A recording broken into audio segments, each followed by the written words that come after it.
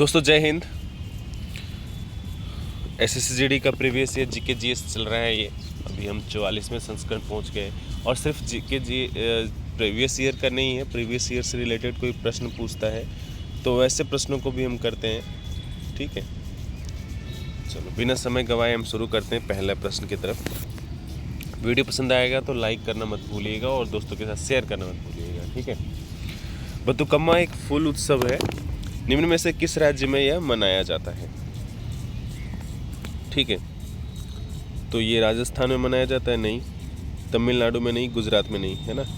नाम से भी थोड़ा लग रहा होगा संस्कृत जैसा है, तो तेलंगाना और तमिलनाडु में से किसी को टिक कर सकते थे, है ना।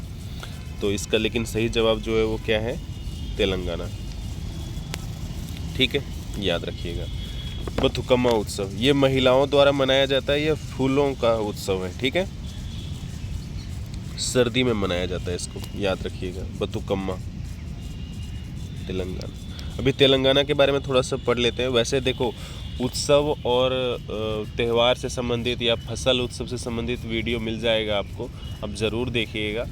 ठीक है, प्रीवियस ईयर रिलेटेड में, नहीं तो फिर से दोबारा करेंगे। अभी शुरुआत ही था उस वक्त, हालांकि वो उसमें कंप्लीट है, लगभग बहुत सारा है ना, ज़रूरत से ज़्यादा ही ये कह ले, तो बस एक बार थोड़ा सा देखना पड़ेगा। ठीक है, तेलंगाना के बारे में थोड़ा सा और अगर जान लें, जैसे मुख्यमंत्री कौन है? तो रेवंत रेड्डी, है ना, रेवंत रेड्डी। और गवर्नर कौन है? तो विष्णु देव साई, विष्णु देव साई। ठीक है, याद रखिएगा। अभी और थोड़ा त्यौहार के बारे में जान लें अगर, तो कौन कौन सा तेलंगाना का? बोनालू, है ना, जिसके बारे में पहले पूछा था। बोनालू,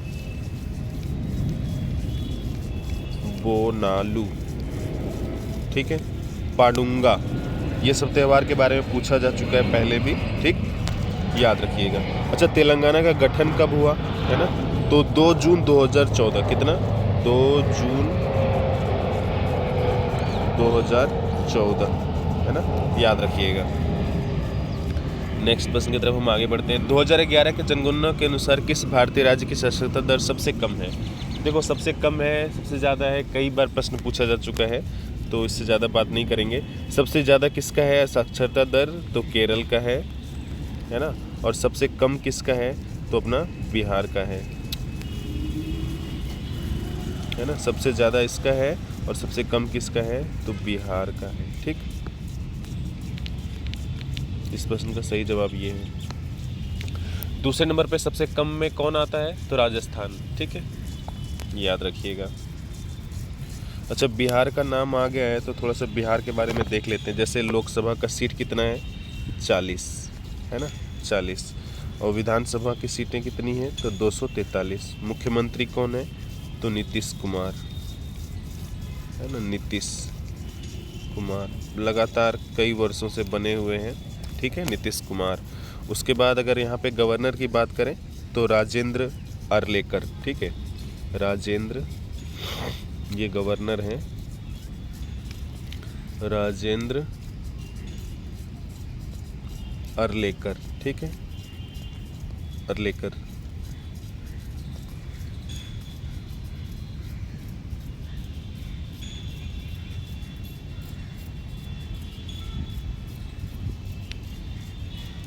यहाँ यह दुनिया भर के सभी प्रकार के कंप्यूटरों को जोड़ता है। यहाँ किस संचार तकनीक की बात की जा रही है?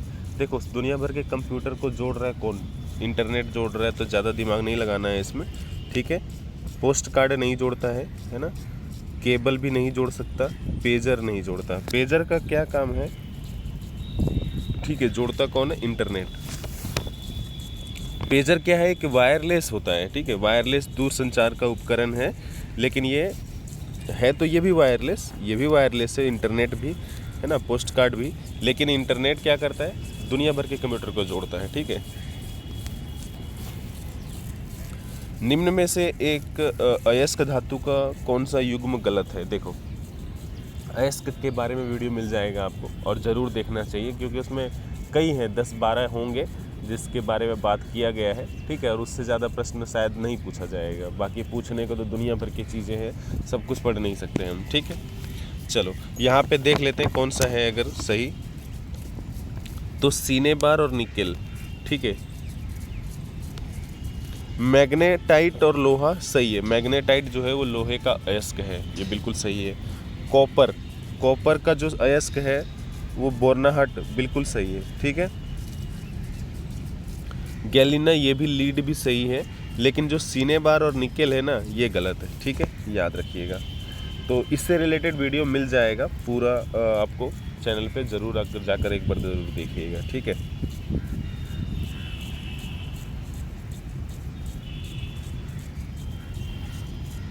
सिल्वर का हो, सोने का हो, सबका मिलेगा, लोहे का हो, एल्युमिनियम का हो, सबका मिलेगा, ठीक है।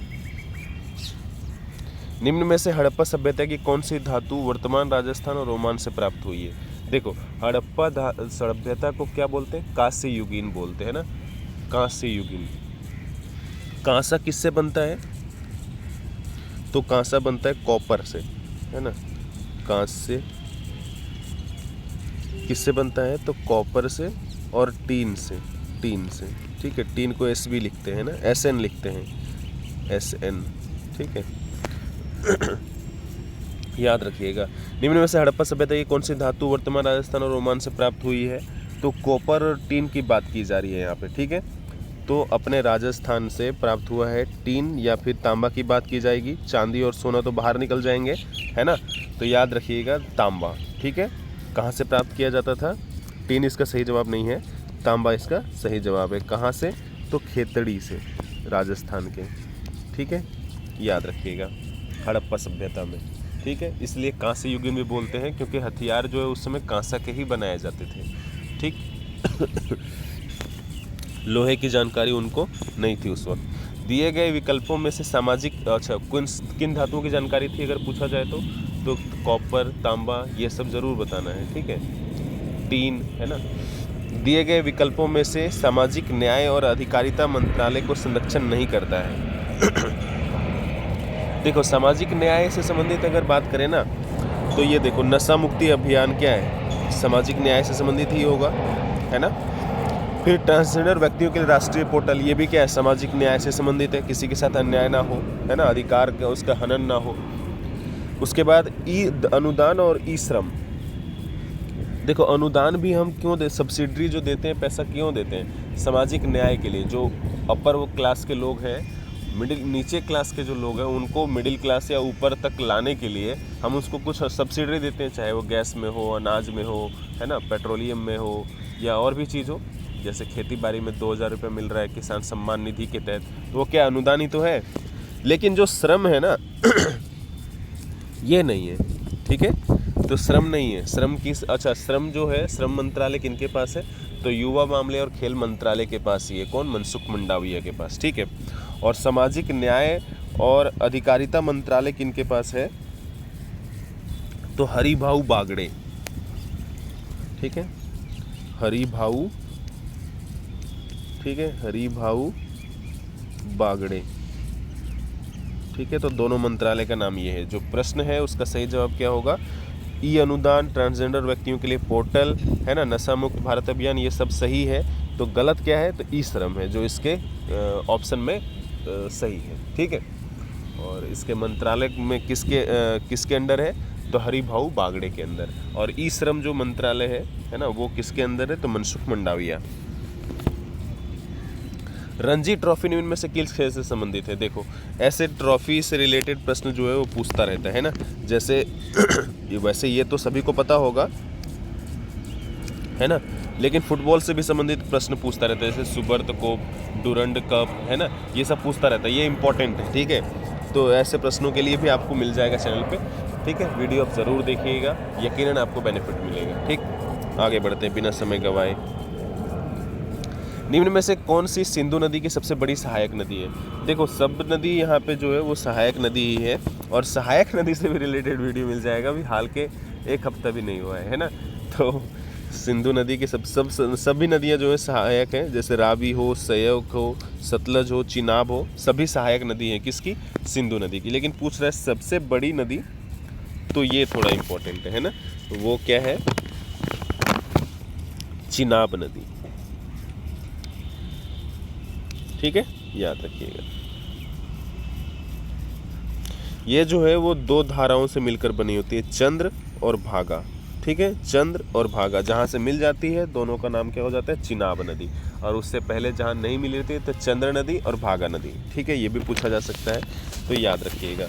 ठीक, अच्छा ये दो चीज़ याद रखिएगा, सिंधु जल समझौता कब हुआ था, तो 1960 में, है ना, जिसके तहत भारत कौन कौन सी नदियों का इस्तेमाल करता है ना, ज़्यादा मात्रा में, तो रावी, है ना, रावी, ब्यास और सतलज, हम इसका 80% पानी उपयोग करते हैं। ठीक है, और पाकिस्तान किसका 80% यूज करता है, तो सिंधु, चिनाब और झेलम। ठीक है, सिंधु,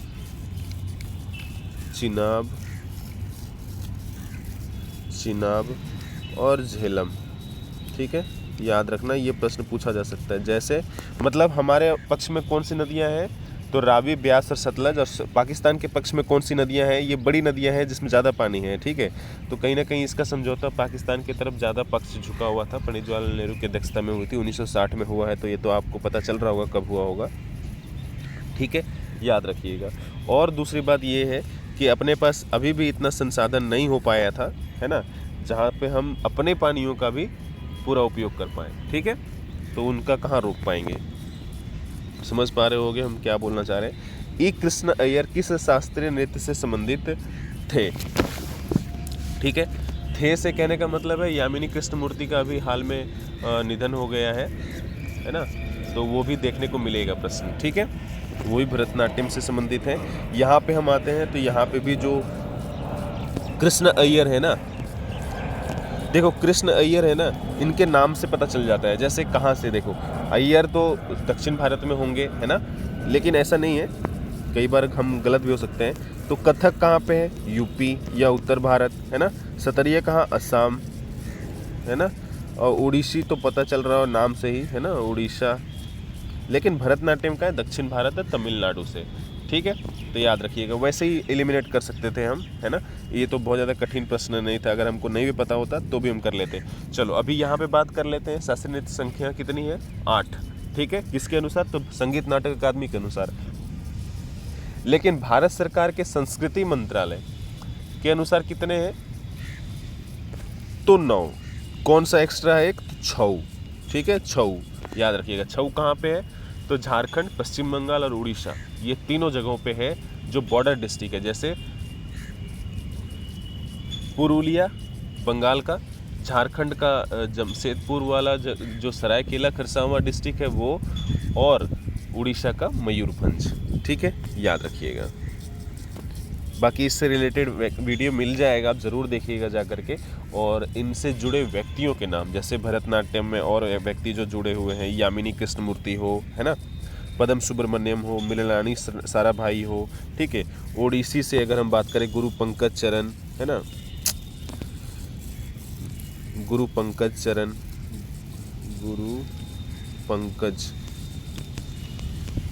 ठीक, केलुचरण महापात्रा, ये सब नाम जो है वो किससे, ओडिसी से संबंधित हैं। सतरिया से कौन संबंधित है, शंकर देव, बोरबयान दत्ता, शंकर देव,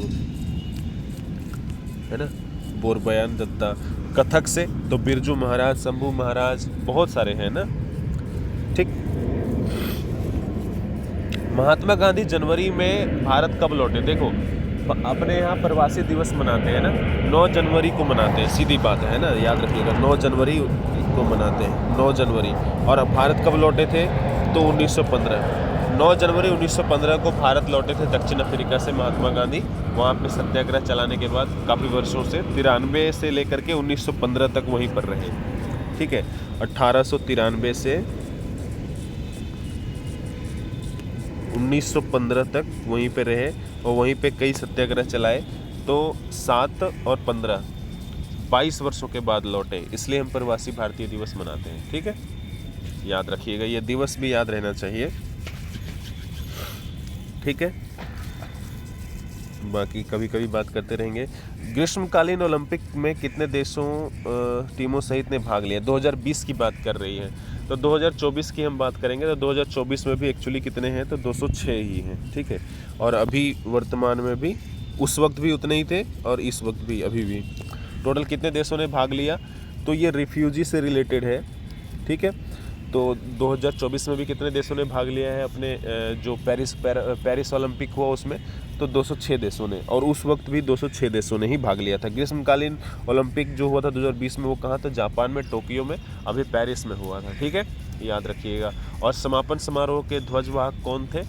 तो श्रीजेश, VR श्रीजेश, जो गोलकीपर है मतलब हॉकी के, है ना, और अभी संन्यास की घोषणा भी कर दी है, तो इम्पोर्टेंट है, इनके बारे में प्रश्न पूछेगा, ठीक है। और ये केरल से आते हैं, तो ये भी याद रखिएगा। और मनु भाकर थी समापन समारोह के, ठीक है। और उद्घाटन समारोह के तो शरत कमल, और बैडमिंटन प्लेयर है शरत कमल और PV सिंधु, है ना। निम्न में से किसने केरल संगीत नाटक अकादमी फेलोशिप 1974 प्राप्त की? देखो, अनुराधा पांडे। अनुराधा पांडे कौन है? तो ये लेखिका है, ठीक है, लेखिका है, ठीक है। शोभना नारायण कौन है? तो ये कथक से संबंधित है, कथक से। अब कथक से संबंधित व्यक्ति केरल में कैसे जीतेगा, है नहीं? केरल में क्या है? तो कुचिपुड़ी है ना, सॉरी, कुचिपुड़ी तो आंध्र प्रदेश का है। केरल में क्या है? कथकली है ना, कथकली, ठीक है। और भरतनाट्यम, सॉरी, भरतनाट्यम तमिलनाडु का है, केरल का कथकली ही है, सिर्फ एक ही है, ठीक है, याद रखिएगा। तो अनुराधा पांडे का हो गया क्या? लेखिका है। शोभना नारायण कौन है? तो शोभना नारायण आपको बताया ये कथक से संबंधित है, उत्तर भारत, है ना, कथकली चाहिए केरल के लिए, है ना, केरल के लिए क्या चाहिए? तो कथकली, है ना। महबूब सुभानी, ये नाद स्वरम से संबंधित है, ये वाद्य यंत्र बजाते हैं, ठीक है, वाद्य यंत्र, नाद स्वरम। उसके बाद बचा कौन? तो यही, और वैसे भी इनके बारे में हम कई बार बात कर चुके हैं। कलामंडलम कल्याणी कुटी अम्मा जो है वो कथकली से संबंधित है, हम इसके बारे में कई बार बात कर चुके हैं, ठीक है, याद रखिएगा।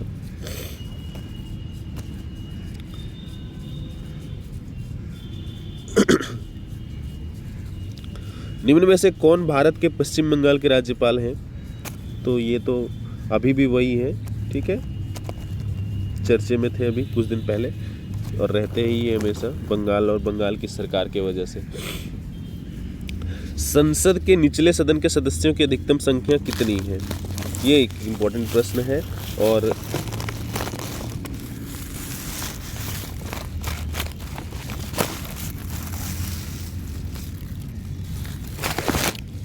देखो, निचले सदन की बात की जा रही है, लोकसभा, है ना, लोकसभा। संसद, S फॉर संसद, ठीक है, R फॉर राज्यसभा और L फॉर लोकसभा। संसद किस में आता है? तो 79 में, 79 में। राज्यसभा किस में आता है? 80 में। 81 में कौन आता है? तो अपना लोकसभा। और राष्ट्रपति किस में आते हैं? संसद का मतलब होता है, राष्ट्रपति को हम लिख देते हैं प्रेसिडेंट, है ना, प्रेसिडेंट, P फॉर प्रेसिडेंट, 52, ठीक है। संसद में कौन कौन? राष्ट्रपति, राज्यसभा, लोकसभा। तो राष्ट्रपति किसमें? 52 में, राज्यसभा किसमें? 80 में, ठीक है। 81 में कौन? लोकसभा, ठीक है, याद रखना, ये प्रश्न इंपॉर्टेंट है, पूछता है। उसके बाद पूछ रहा है निचले सदस्यों की अधिकतम संख्या। तो निचले सदन लोकसभा के बारे में पूछ रहा है, तो कितनी संख्या है ये पूछा जा रहा है, ठीक है, अधिकतम। तो याद रखिएगा, अभी जो है वर्तमान में वो 543 है। कितने हैं? 543 है निर्वाचित, लेकिन अधिकतम संख्या कितनी है? 552 संभव हो सकता है, ठीक है, याद रखिएगा।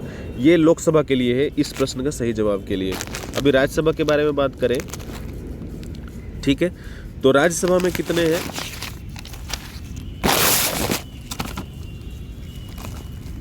राज्यसभा में अधिकतम है 250 और निर्वाचित कितने हैं? तो 245, ठीक है, याद रखिएगा। चौथी पंचवर्षीय योजना के दौरान कौन सा युद्ध हुआ था? देखो, दो ऑप्शन तो वैसे ही चले जाएंगे, है ना, जैसे प्रथम विश्व युद्ध और द्वितीय विश्व युद्ध, ये दोनों जो है वो कब कब हुए? तो ये 1914 से 18 के बीच हुआ, है ना, 18 के बीच, और ये 39 से 45 के बीच में हुआ, 1939 से 45 के बीच में। और अपना योजना आयोग जो है वो स्वतंत्र भारत का 1951 में आया। तो ये दोनों तो वैसे ही चले गए, है ना, थोड़ा भी अगर हम पढ़े रहते तो। और पंचवर्षीय योजना से रिलेटेड वीडियो मिल जाएगा, किस योजना पर आधारित है, मतलब किस मॉडल पर आधारित है ना, प्रधानमंत्री कौन, महत्वपूर्ण घटना कौन, कितना वर्ष रहा था, कौन कौन सा वर्ष, कौन कौन सा रोलिंग प्लान है, कौन कौन सा योजना अवकाश है, ऐसे हम कई बार बात कर चुके हैं। ठीक है, फिलहाल अभी हम यहाँ बात करेंगे, इससे रिलेटेड वीडियो मिल जाएगा आपको। ठीक है, आप ज़रूर देखिएगा चैनल पे जाके।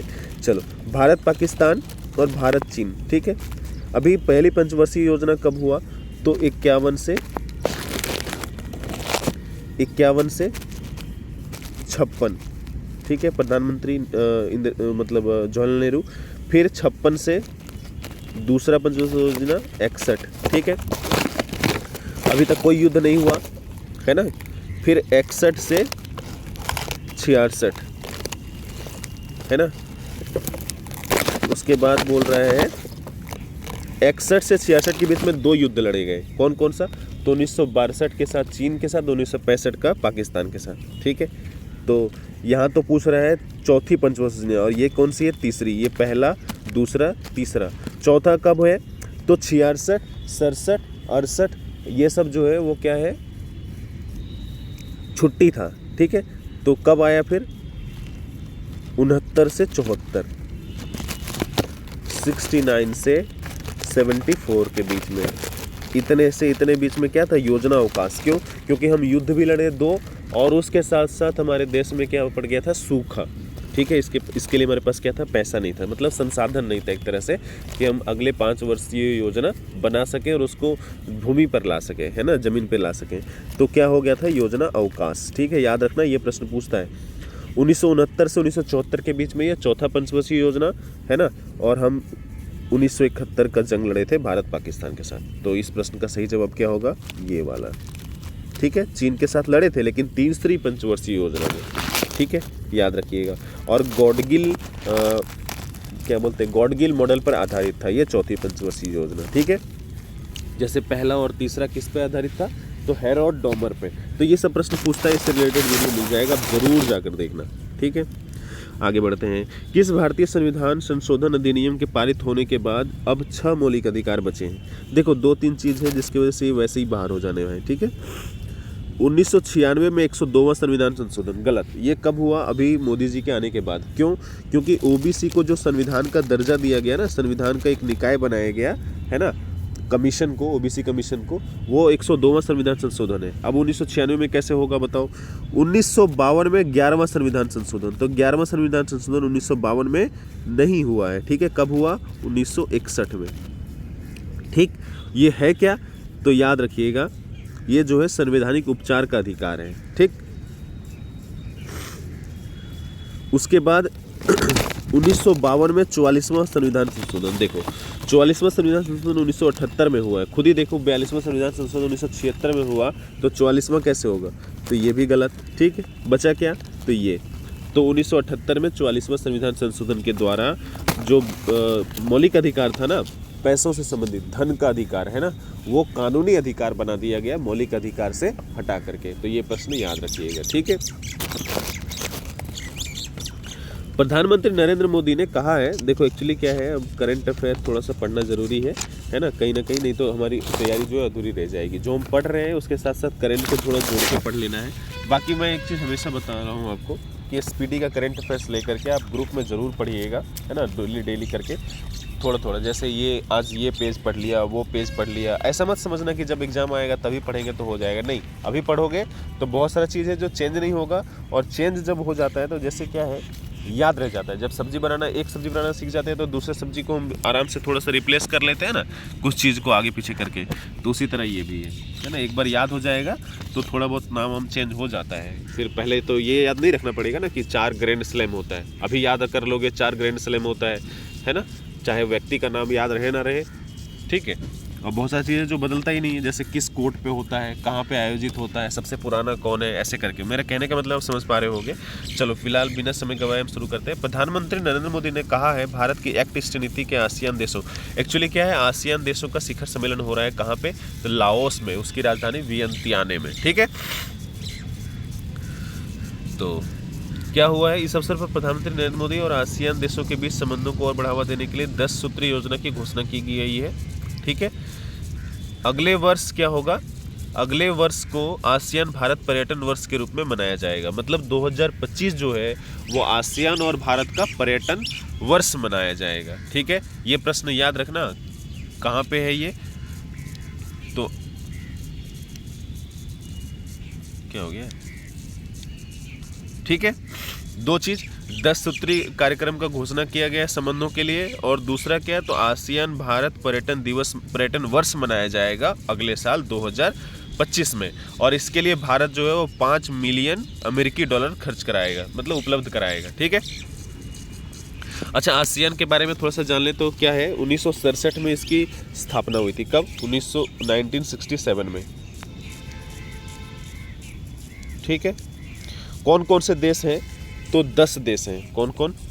इंडोनेशिया, ठीक है, इंडोनेशिया, मलेशिया, ठीक है, फिर मलेशिया के साथ उसका भाई फिलीपींस उसका भाई नहीं है एक्चुअली, तो सारे भाई हैं, है ना, लेकिन फिलीपींस 3 देश हो गए, इंडोनेशिया, मलेशिया, फिलीपींस। फिर सिंगापुर उसका भाई है, क्योंकि सिंगापुर से वो दोनों मतलब पहले एक ही थे, है ना, सिंगापुर और मलेशिया पहले एक ही देश था। ठीक। फिर थाईलैंड, अच्छा थाईलैंड में ही गठन इसका हुआ था। ठीक है, बैंकॉक घोषणा बोलते हैं 1967 में, उसी समय इसका स्थापना हुआ। ठीक है, कितने हो गए? सिंगापुर, थाईलैंड, इससे पहले इंडोनेशिया, मलेशिया, फिलीपींस। नाम पूछा जा सकता है कि इनमें से कौन सा देश नहीं है। ठीक है, तो फिर उसके बाद ब्रुनई। अच्छा, ब्रुनई एक ऐसा देश है जहाँ से भारत का जो है ना वो हवाई जहाज़ ना आता है ना जाता है, मतलब समझ पा रहे होगे कि जैसे हवाई जहाज़ आने जाने का संपर्क नहीं है ब्रुनई के साथ, लेकिन बाकी 9 देशों के साथ है। ठीक है, याद रखिएगा। वियतनाम इस वर्ष जल्द ही शुरू हो सकता है, वियतनाम। ठीक है, लाओस तो अभी यहाँ पे हो रहा है तो पता ही चल जाएगा। उसके बाद म्यांमार और कंबोडिया, म्यांमार और कंबोडिया हो गए 10। ठीक है, आगे बढ़ते हैं। पूर्वी एशिया शिखर सम्मेलन भी आयोजन हो रहा है वहीं पर वियंतियाने में, लाओस में है पूर्वी एशिया शिखर सम्मेलन। ठीक है, इसमें सदस्य देशों की संख्या कौन है, तो 10 तो आसियान वाले हैं, इसके साथ साथ 8 और देश हैं। तो कौन कौन से देश हैं? भारत, ऑस्ट्रेलिया, चीन, जापान, दक्षिण अफ्रीका, अब दक्षिण कोरिया से एक चीज़ और याद रखिएगा, अभी साहित्य का नोबेल इनको मिला है, द वेजिटेरियन के लिए। ठीक है, भारत, ऑस्ट्रेलिया, चीन, जापान, दक्षिण कोरिया, न्यूजीलैंड, रूस और संयुक्त राज्य अमेरिका। ठीक है, ये दक्षिण एशियाई कंट्री, पूर्वी एशियाई शिखर सम्मेलन में भाग लेंगे ये देश, और 8 देश, और 10 तो पहले से हैं जो आसियान के मतलब क्या है, सदस्य देश हैं, है ना, याद रखिएगा। ठीक है, इस बीच लाओस में पूर्वी एशिया शिखर सम्मेलन के दौरान प्रधानमंत्री मोदी ने आसियान नेताओं के साथ कई द्विपक्षीय बैठकें की। ठीक है, तो ये लाओस में ही दोनों चीज़ हो रहा है, पूर्वी एशिया शिखर सम्मेलन भी और आसियान शिखर सम्मेलन भी। यहाँ पे एक चीज़ इसलिए इसको शामिल किया है कि जापान के नवनियुक्त प्रधानमंत्री, जापान के जो भी प्रधानमंत्री थे, क्या नाम था उनका, फुमिदो किशिदा, है ना, अभी वो चेंज हो गए हैं और उनके प्रधानमंत्री का नाम क्या हो गया है, शिगेरू इशिबा। ठीक है, शिगेरू इशिबा, याद रखिएगा। प्रसिद्ध उद्योगपति अपने भारत रत्न रतन टाटा का निधन हो गया। भारत रत्न तो नहीं है लेकिन जल्द मिल सकता है, हालांकि जीवित तो रहते इनको दिया नहीं, है ना, इन्होंने ही बोल दिया था कि चलो मुझे नहीं, जितना सम्मान दिया वही बहुत है, कुछ उन्होंने कहा था बहुत, जब भी इनके ऊपर आंदोलन चला था कि नहीं इनको भारत रत्न मिलना चाहिए करके। तो ठीक है, याद रखिएगा। प्रसिद्ध उद्योगपति और परोपकारी रतन टाटा का आज शाम मुंबई के वर्ली शमशान घाट पर पूरे राजकीय सम्मान के साथ अंतिम संस्कार कर दिया गया है, और भारत रत्न देने के लिए महाराष्ट्र सरकार कोशिश कर रही है ना, मिल जाएगा इसमें 100% अब। और दूसरी बात ये है कि वहाँ के जो कैबिनेट मंत्री है महाराष्ट्र सरकार की, उन्होंने एक मतलब पारित कर दिया है कि इनको जो है वो भारत रत्न दिया जाए। ठीक है, याद रखिएगा। केंद्र सरकार ने हिज़्ब उत तहरीर, ये एक आतंकवादी संगठन है, ठीक है, याद रखिएगा। ये कहाँ पे कहाँ पे इसको मतलब बनाया गया था, याद रखिए एक तरह से, तो 1953 में 1953 में, ठीक है। कहाँ पे, तो यरूशलेम में, ठीक है, यरूशलेम में 1953 में। हिज़्ब ए तहरीर, एक्चुअली इसका नाम क्यों आया, इसका नाम का क्या अर्थ है, इसका नाम का अर्थ है मुक्ति के लिए, है ना, मुक्ति के लिए पार्टी, ठीक है, याद रखना, मुक्ति के लिए पार्टी या मुक्ति की पार्टी। तहरीर क्या है, हिज़्ब ए तहरीर, ठीक है। हालांकि ये है क्या, तो आतंकवादी संगठन है जो दुनिया भर में खिलाफत आंदोलन को तेज कर रही है, ठीक है, और इस्लामिक राष्ट्र घोषित करना चाहती है हर देश को। तो ये बहुत ज़्यादा सक्रिय है अपने देश में भी। तो केंद्र सरकार ने इस पर प्रतिबंध लगा दिया और आतंकवादी संगठन घोषित कर दिया, ठीक है, सीधी बात है, याद रखिएगा। तो संगठन का नाम याद रख लो, हिज़्ब उत तहरीर, और उसके सभी स्वरूपों, चाहे वो किसी भी मामले में हो, किसी भी तरीके से काम कर रहा हो, चाहे एनजीओ के मामले में हो, चाहे किसी भी तरीके से काम कर रहा हो, उस पर प्रतिबंध लग गया है भैया, गैरकानूनी गतिविधि रोकथाम अधिनियम के तहत, ठीक है। ये क्या करता है, हिज़्ब उत तहरीर कथित तौर पर भोले भाले युवाओं को ISIS जैसे आतंकवादी संगठनों में शामिल होने के लिए कट्टरपंथी बनाने और प्रेरित करने तथा आतंकवादी गतिविधियों के लिए धन जुटाने में शामिल है, ठीक है, याद रखिएगा। ये क्या करता है, तो जिहाद और आतंकवादी गतिविधियों के माध्यम से लोकतांत्रिक रूप से चुनी हुई सरकारों को उखाड़ फेंक कर भारत सहित दुनिया भर में एक इस्लामिक राज्य और खिलाफत स्थापित करना है, ठीक है, इसका उद्देश्य। तो ये तो पहले ही कर देना चाहिए मार के इनको, ठीक है। चलो आगे बढ़ते हैं। साहित्य में 2024 का नोबेल पुरस्कार दक्षिण कोरियाई लेखिका, अभी हम बात किए थे दक्षिण कोरिया के बारे में, जब भी पूर्वी एशिया शिखर सम्मेलन की बात हो रही थी लाओस की, तभी, है ना। तो इनको दक्षिण कोरियाई लेखिका हान कांग को क्या मिला है, पुस्तक कहाँ है, द वेजिटेरियन उपन्यास के लिए क्या मिला है, तो साहित्य का नोबेल मिला है। किसको मिला है, तो हान कांग को। कहाँ की है, तो दक्षिण कोरिया की है। और पुस्तक का नाम क्या है या उपन्यास का नाम क्या है, तो द वेजिटेरियन, ठीक है। अच्छा, देता कौन है, 4 सवाल, ये कहाँ की है, कौन है, किस पुस्तक के लिए, किस उपन्यास के लिए मिला है, और कौन देता है, तो royal Swedish academy of sciences, ठीक है, याद रखिएगा। ये 4 प्रश्न हैं, इससे रिलेटेड आपको कुछ भी पूछा जा सकता है। मल्टीपल शिफ्ट होता है तो बहुत प्रॉब्लम होती है। नेपाल में चल रहे 10 दिवसीय दशई त्यौहार से संबंधित प्रश्न पूछता है, और नेपाल और बॉर्डर से राज्यों से संबंधित ऐसे प्रश्न देखने को मिलता है, ठीक है। तो नेपाल में चल रहे 10 दिवसीय दशई त्यौहार के 7वें दिन आज फूल पाती समारोह मनाया गया, ठीक है। दशई त्यौहार 10 दिवसीय त्यौहार है, त्यौहार का नाम क्या नाम है, तो दशई त्यौहार, ठीक है। और आज 7वां दिन है, तो फूल पाती समारोह मनाया जा रहा है, फूल और पत्तों से सजाया जाता है घर को, ठीक है, याद रखना। इतना बहुत है, नेपाल में ये मनाया जाता है, बाकी इतना ज़्यादा इम्पोर्टेंट नहीं है, ठीक है। अच्छा, वहाँ के प्रधानमंत्री अभी चेंज हो गए ना, अविश्वास प्रस्ताव पारित हुआ था उसके बाद, तो उनका नाम क्या नाम है अभी, तो KP शर्मा ओली, है ना। पहले भी यही थे, बाद में चेंज हो गए और फिर यही बन गए, ठीक है, KP शर्मा ओली। अमेरिका में फ्लोरिडा में 3 मिलियन से अधिक, 30 लाख से अधिक लोग घर और व्यवसाय अब बिजली के बिना है, ठीक है, घर और व्यवसाय और अब बिजली के बिना है। पहले घर भी नहीं था, मतलब कहने का मतलब वहाँ पे तूफान आया है, कौन सा, तो मिल्टन, है ना। अभी एक और तूफान आया था, तो अभी मिल्टन तूफान आया है, जिसकी जो श्रेणी है वो 3 है। हालांकि 3 कहने का मतलब तीव्रता है, जो नुकसान पहुंचाता है ना, लेकिन अभी फिर से नीचे ले आया गया है इसकी तीव्रता को, तो अब जाके जनजीवन ठीक हो रहा है। 10 लोग मारे गए हैं, याद रखिएगा। कैरिबियन सी, कहाँ पे आया है ये, कैरिबियन, है ना, जहाँ पे हैती, क्यूबा, ये सब देश हैं कैरिबियन सी में, और यहाँ आता रहता है हमेशा, ठीक है। तो याद रखिएगा, कौन सा तूफान, मिल्टन है ना, साइकिल वाली कंपनी। स्पेन के टेनिस दिग्गज राफेल नडाल, ठीक है, स्पेन के टेनिस प्लेयर हैं कौन, और राफेल नडाल, इसका नाम बहुत बार सुने होंगे, है ना, इनका नाम बहुत बार सुने होंगे, बार सुने होंगे टेनिस में जब भी नाम आएगा तो राफेल नडाल जो है वो अभी संन्यास की घोषणा कर दिए हैं, ठीक है, याद रखिएगा। कहाँ के खिलाड़ी हैं, स्पेन के राफेल नडाल। इतना बहुत है हमारे लिए, ठीक है, टेनिस से संबंधित है।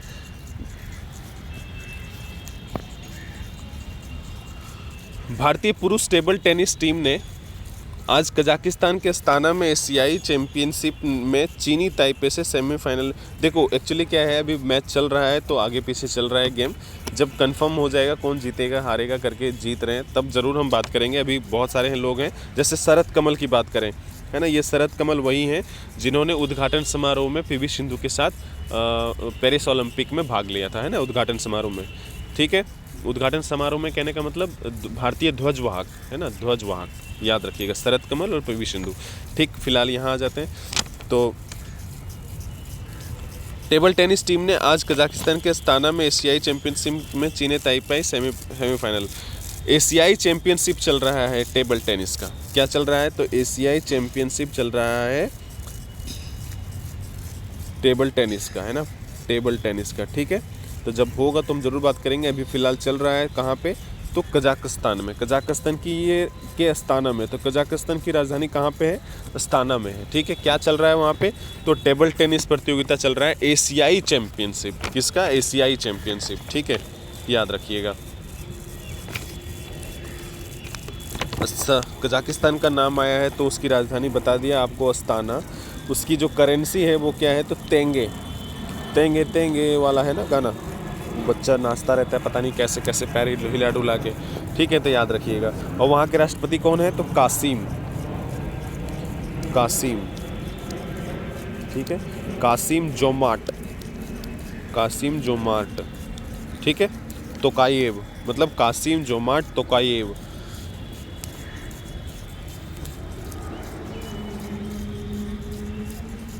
रक्षा मंत्री राजनाथ सिंह, है ना, लखनऊ से आते हैं। ठीक, सिक्किम की राजधानी गंगटोक में सेना कमांडरों के सम्मेलन में भाग लेने के लिए 2 दिवसीय दौरे पर पहुंच रहे हैं। ठीक है, सेना कमांडरों के साथ एक सम्मेलन है, कहाँ पे? सिक्किम की राजधानी गंगटोक में। ठीक है, याद रखिएगा। वहाँ पे क्या होने जा रहा है? तो एक्चुअली 2023 में कुछ जवान हमारे शहीद हो गए थे। किसमें? तो ग्लेशियल झील के फटने से। ठीक है, 2023 में 22 जवान शहीद हुए थे। ठीक है, 22 सैनिक। ठीक, तो उसको समर्पित एक स्मारक बनाया गया है। स्मारक का क्या नाम है?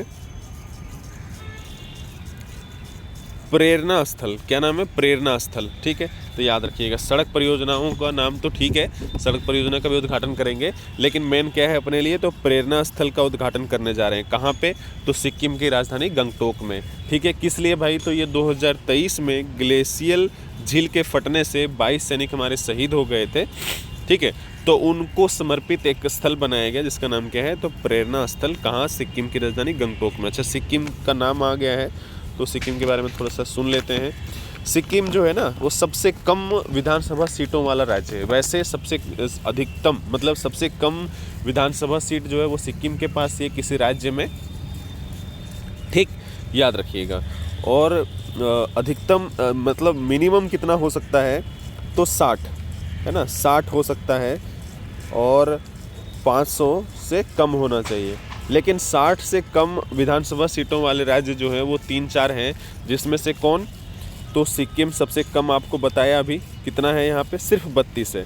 लोकसभा सीटों की संख्या कितनी है? तो 1 है, सिर्फ 1। ठीक है, सिक्किम में कितने विधानसभा सीटों की संख्या? तो वहाँ पे है 32। ठीक है, मतलब 60 के लगभग आधा। और होना कितना चाहिए? 60, है ना। 60 से कम नहीं होना चाहिए और 500 से अधिक नहीं होना चाहिए, लेकिन सिक्किम में ऐसा है। इसके अलावा 2 और राज्य हैं, वो कौन कौन से हैं? तो वो है मिजोरम, मिजोरम। ठीक है, मिजोरम। और दूसरा कौन है? तो गोवा। ठीक है, जहाँ पे 40-40 हैं दोनों में। ठीक, याद रखिएगा। अच्छा, एक और केंद्र शासित प्रदेश है अपना पुदुचेरी, वहाँ भी कितने हैं? तो 30 हैं। ठीक है, याद रखिएगा। सिक्किम के बारे में इतना कुछ पता चल गया। अब थोड़ा सा सीएम के बारे में जान लें। तो प्रेम सिंह तमांग सीएम, मुख्यमंत्री कौन है? तो प्रेम सिंह तमांग। ठीक है, प्रेम सिंह तमांग। ठीक, और गवर्नर कौन? तो ओम प्रकाश माथुर, ओम प्रकाश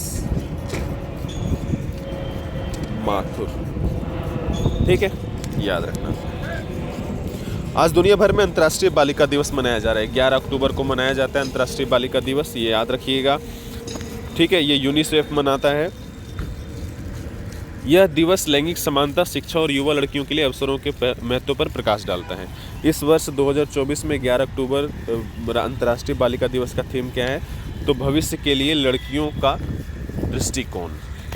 ठीक है, याद रखिएगा, ये प्रश्न देखने को मिल सकता है। मिल सकता है क्या? मिलेगा ही।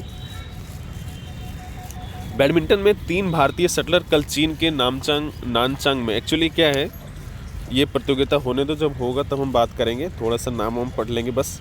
ठीक है, चीन के नानचांग में BWF विश्व जूनियर चैंपियनशिप, ठीक है, बैडमिंटन वर्ल्ड फेडरेशन हो रहा है जूनियर के लिए। ठीक है, कहाँ पे हो रहा है? तो चीन के नानचांग में। ठीक, याद रखना। तो उसमें कौन कौन भाग लिया? जैसे अपना तन्वी शर्मा जीत गई है जापान के नीना मात्सुता से। ठीक है, उसके बाद अलीशा नाइक। ठीक है, कौन पहले, इससे नाम एक बार देख लेते हैं। तन्वी शर्मा, अलीशा नायक, है ना। उसके बाद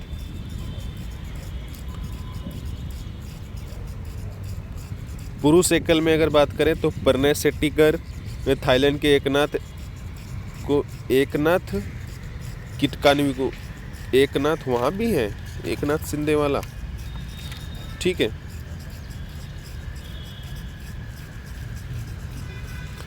फिर है जीवन विजय सुंदर, है ना, स्पेन के कोलेंसिया, और ये ग्रुप में। तो जब जीतेंगे ना तब ज़रूर हम बात करेंगे इनके बारे में। ठीक है, फिलहाल 2-3 नाम जान लो जो सिंगल्स खेल रहे हैं, जैसे तन्वी, है ना, फिर अलीशा, फिर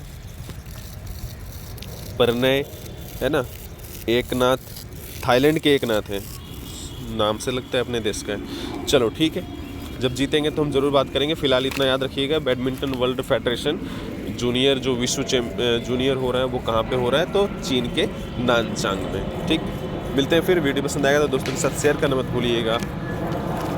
जय हिंद।